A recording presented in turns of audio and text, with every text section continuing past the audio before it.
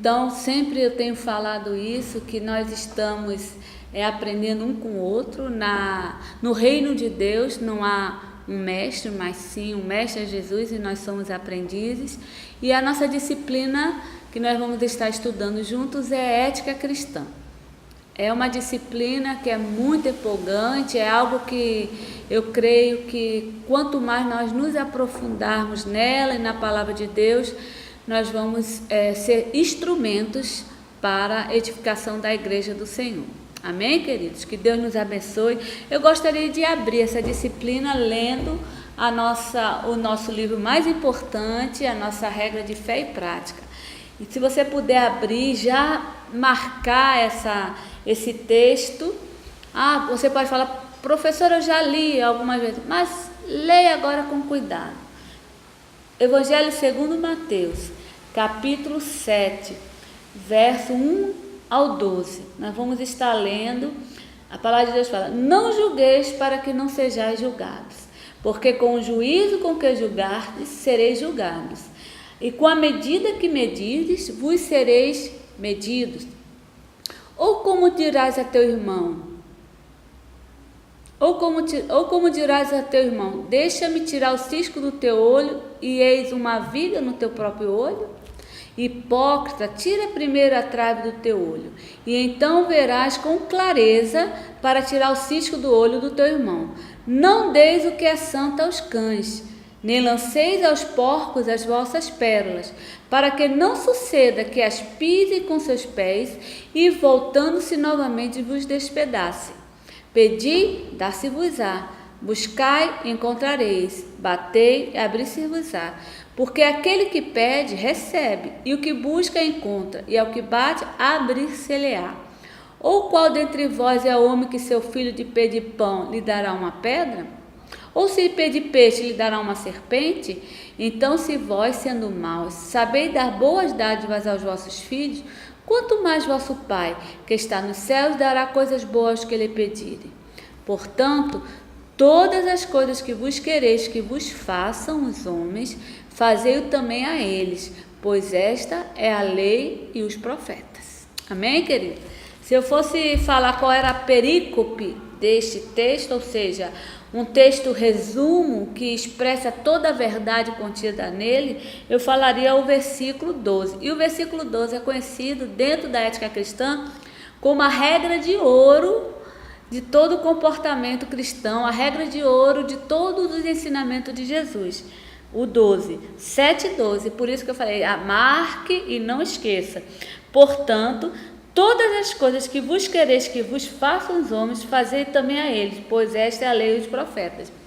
Alguns discípulos perguntaram: mestre, qual é a principal lei, o principal mandamento que eu devo guardar? Aí Jesus falou: ama a Deus sobre todas as coisas e ao próximo como a ti mesmo. Nada que o Senhor falou e nos ensinou é contraditório, uma coisa completa a outra, né? Então, ama ao próximo como a ti mesmo. Se eu amo o próximo como eu me amo, eu não vou fazer mal ao próximo, eu não vou julgar mal ao próximo, e assim vai. Então, queridos, essa seria a nossa abertura, né? Para instigar um pouquinho para você o que a gente vai conversar sobre ética cristã. Se a gente fosse bibliografia, para mim, eu tenho vários livros sobre ética cristã. Eu vou recomendar, eu tenho PDF de Norman Geisler, Alternativas e Questões Contemporâneas, que vale a pena a gente se aprofundar nele. Eu gosto também ainda dele, Norman Geisler, eu gosto de Não Tenho Fé Suficiente para Ser Ateu. Eu tenho esses aqui que podem ser complementados, como Ética Ministerial, da Vida Nova. Vida Nova tem muitos livros bons sobre ética, né? Alguns novos. Essa é de James Carter, esse livro. Tem um que é um livro mais antigo, que eu sou apaixonada por ele, é John MacArthur, O Poder da Integridade. Ainda de John MacArthur, Sociedade Sem Pecado, tremendo, e eu vou passar para vocês ao longo do nosso curso, né? Esse Poder da Integridade, o subtítulo dele é O Desafio a uma Sociedade que Abandonou os Padrões Morais e os princípios cristãos em troca do pragmatismo. Você já vê como ele está totalmente dentro da nossa disciplina. Um livro que eu amo também, Fundamentos Inabaláveis, de Norman Geisler. E ele tem um capítulo 14, é sobre ética e moral. Eu já fiz cursos na universidade, já me formei no seminário e eu sou estudante. Sempre a gente tem aquele questionamento, mas qual livro eu vou comprar? Se você tem 10 disciplinas, você não vai comprar os 5 livros que cada professor vai te indicar. Eu acredito que um estudante de teologia, ele tem que ter uma biblioteca não só virtual, mas também de livros, né, de papéis. Eu gosto muito, eu sou apaixonada, isso nos instiga. Outra coisa que eu já falei, eu normalmente não leio um livro só, né, porque Norman Geisler tem um mandamento de leitura, tem uma forma de escrita que é mais profundo, talvez seja mais cansativo. Então, o que eu faço? Bom, se eu estou estudando ética, eu vou ler 10 páginas desse um dia e vou pegar de uma carta e leio 2 páginas, 3 páginas, além da Bíblia. Eu trabalho muito assim e tem dado certo. Não confundo os autores, e geralmente são estilos diferentes. Então, essa basicamente será a nossa bibliografia, né? Além da nossa bibliografia sobre ética, eu estou terminando de ler esse livro de Kevin Van Hoosen, Autoridade Bíblica Pós-Reforma, e fala também da ética dentro da reforma. É um livro difícil de ler, mas que vale a pena. Professora, qual é o livro que eu posso comprar para os dias atuais? Este aqui, gente. Este aqui. Eu recomendo, quando eu tenho contato com jovens, eu recomendo ele. Prepara a nossa juventude para entrar na academia secular, entendeu? As igrejas, os nossos seminários, tem que estar discutindo isso. Como é que o nosso jovem, que tem uma cosmovisão cristã, ele vai, né? Jesus falou, vocês são ovelhas e vão ser lançados no meio de lobos, não só na universidade, mas sempre assim. Então, esse Fundamentos Inabaláveis é tremendo. A nossa forma de avaliação será como? Vai ser, no final do nosso curso, eu vou passar uma prova escrita para vocês me retornarem. E geralmente nessa disciplina eu gosto de lançar um problema ético para vocês me responderem baseado na Bíblia, como nós vamos resolver esse problema, né? Tipo assim, chegando uma mulher na sua igreja e você vai fazer o discipulado com ela, você descobre que ela não é mulher, ela é um homem que teve os seus órgãos genitais tirado por cirurgia, tomou hormônio e se travestiu, e agora ela se converteu. Como é que você vai lidar com isso? Então, a Bíblia também nos orienta. Então, problemas assim que, né, uma criança de 12 anos foi estuprada e está grávida. Você vai recomendar aborto? Não. Tá, aborto é pecado. Não recomendo, eu concordo. E aí? Vai parar aí? Certo? Chega um homem que se converte, só que tem 30 anos com uma esposa, 20 com outra. Você vai recomendar o quê? Isso tudo é no campo da ética, principalmente o período que nós estamos passando, que nós vamos começar período político, né? E aí, como é que a gente vai se posicionar? Então, vai ser essa prova escrita, eu vou colocar atestados de leitura. Gente, eu sei que muitas vezes eu já fui até criticada. Professora, acho que a gente não tem o que fazer. Eu gosto de falar para os meus alunos de ética cristã hoje, no nosso curso de teologia.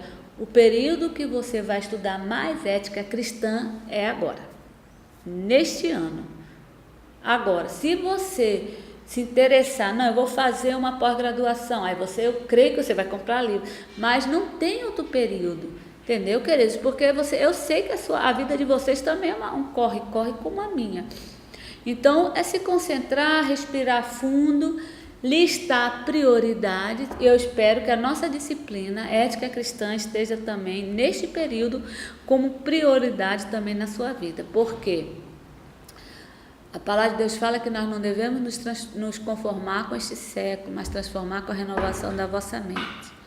Deus está renovando a nossa mente através do estudo da palavra de Deus, certo? E nós somos ferramenta. O que Deus está preparando você para a vida é você ser uma ferramenta aonde você for. Não é só pastor, não é só presbítero, não é só líder que tem que se preparar. Certo? Então, a leitura para mim é importante. Nós vamos ter atestados de leituras e na maioria das vezes eu procuro dar atestado de leitura, que é material que você tem em PDF. Eu vou indicar também,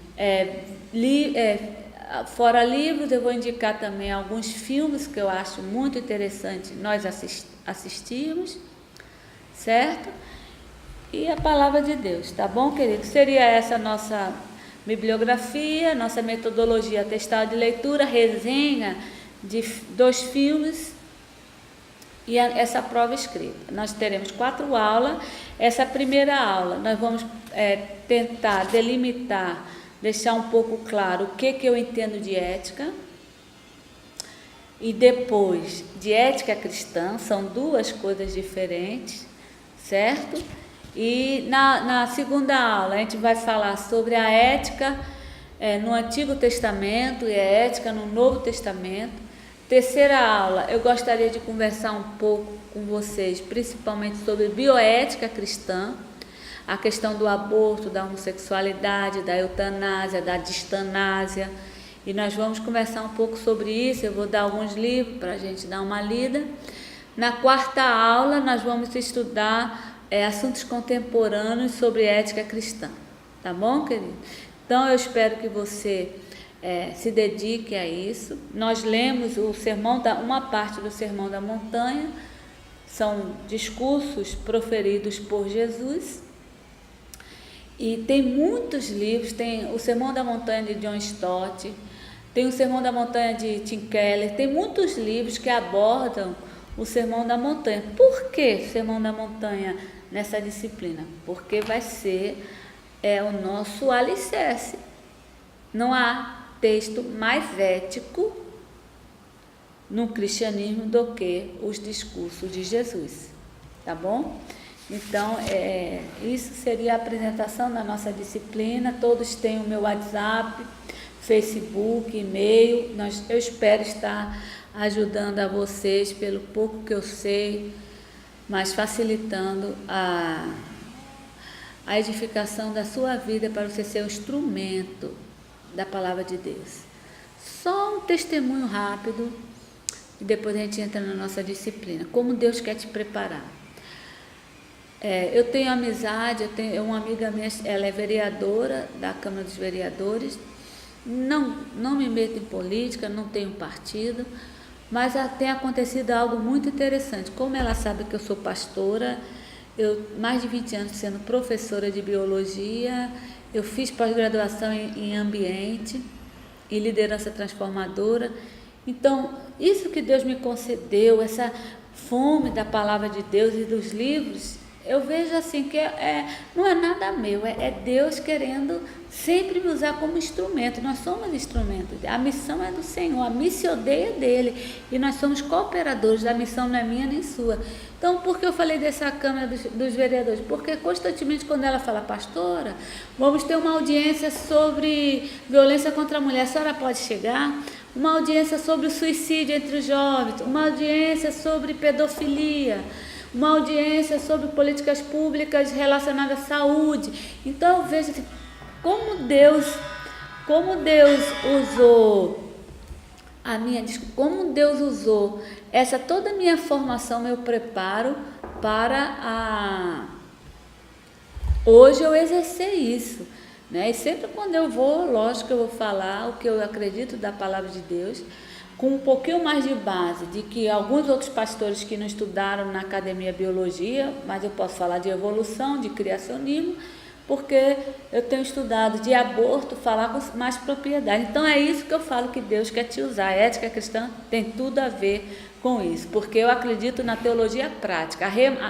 Você só guardar conhecimento, a gente fica obeso teologicamente e o nosso ministério fica muito inócuo, tá bom, querido? Então, já pense como é que você vai agir, como é que você vai colocar em prática esses direcionamentos. Ética cristã. Ética, o que a gente... se você for ler sobre ética, na maioria das vezes a ética está relacionada com valores, direito, igualdade, respeito, justiça, escolha do bem e do mal, né? Para a academia, a ética é considerada um ramo da filosofia responsável por princípios que norteiam o comportamento humano, né? Então, a ética tem tudo a ver com valores sociais. É por aí que a gente precisa estudar. Muitos falam que a ética é uma ciência, e é uma ciência determinada por decisões. Você decide entre o bem e o mal. Isso é ético. Como é que você vai decidir eticamente esses dois paradoxos? Para onde você vai? Então, eu acho muito bom o curso de teologia se aprofundar nisso, né? Aí eu vejo algumas conversas, alguns relatos, e a gente vê claramente que há uma confusão entre ética e moral. E o importante, nós estudantes, nós sabermos diferenciar no campo concreto e abstrato qual a principal diferença entre moral e ética, né? Alguns já dizem que a ética é o estudo e a reflexão sobre a moral, certo? E moral são os princípios que se baseiam a cultura. Eu posso, ética vem, né, de uma palavra latim, ethos, que é caráter. Caráter geralmente o caráter do indivíduo. Caráter está ligado à pessoa, né? E a moralis, tem a ver com conduta, né? Com cultura, conduta, costume, cultura. Então, a gente já dá para um pouco diferenciar. Ou seja, uma coisa pode ser antiética e pode ser moral.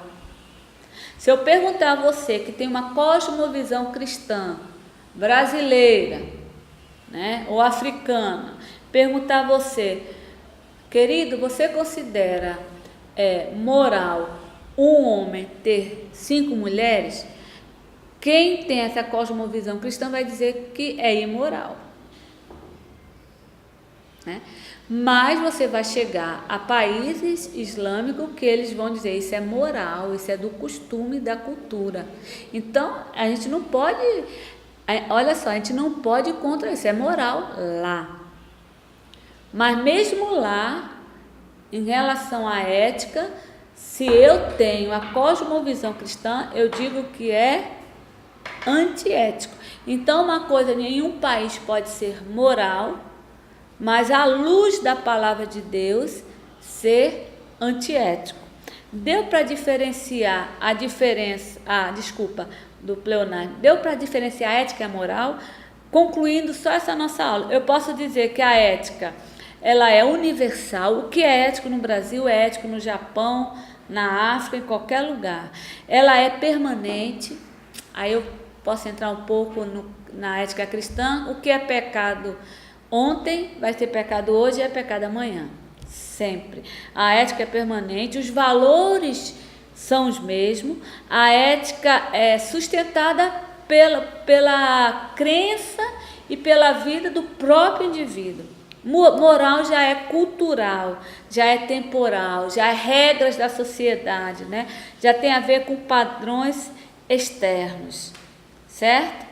Deu para diferenciar, querido, o que é ética e moral? Então, nós vamos ficar por aqui. Façam as suas leituras. Na próxima aula, a gente vai entrar mais um pouco o que é ética cristã, tá bom? Que Deus nos abençoe, em nome de Jesus.